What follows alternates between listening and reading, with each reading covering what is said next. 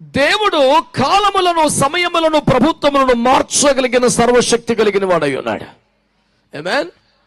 ఆయన మానవ చరిత్రలో, పరిశుద్ధ గ్రంథంలో రాయబడిన భక్తుల జీవిత చరిత్రలు కానీ చూస్తే ఎన్నో ఎన్నో ఎన్నో అద్భుతమైన కార్యములుగా ఆయన మార్పులు చేశారు. సర్వజగం ఎరిగిన కొన్ని మాటలు చెప్పమంటే, ఆయన మారాను మధురంగా మార్చారు, ఆయన నీటిని ద్రాక్షారసంగా మార్చారు, ఆయన ఎర్ర సముద్రమును రహదారిగా మార్చారు,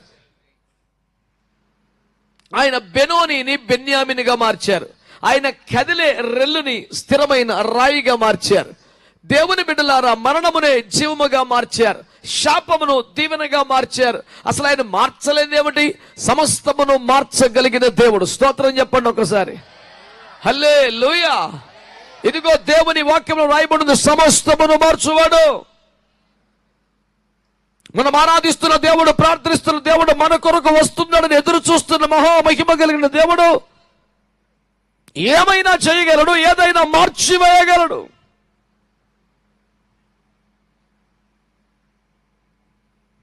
కాలములు మార్చాడు, బెల్షస్సరు ప్రభుత్వాన్ని మార్చాడు,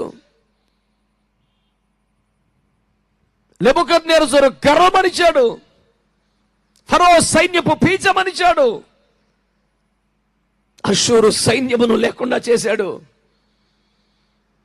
ఆయన ఏమైనా చేయగలడు, సమస్తమును మార్చగలిగిన వాడు.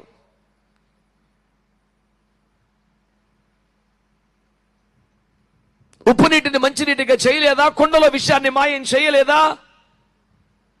ఆఖరి చుక్కలు మిగిలిన కుండలో రెండు అప్పులన్నీ తీర్చలేదా? ఏం చేయలేదు ఆయన?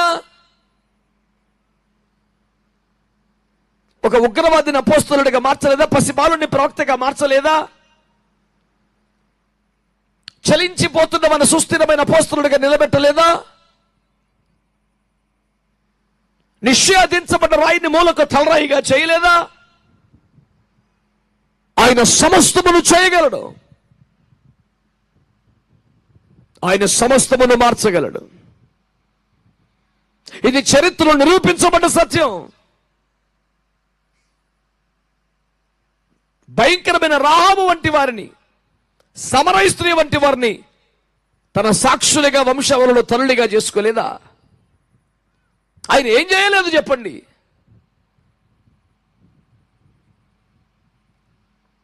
రూతు వంటి విధవరాలిని, ఎస్తేరు వంటి అనాథ పిల్లను రాణులుగా మార్చేయలేదా? ఏం చేయలేదు?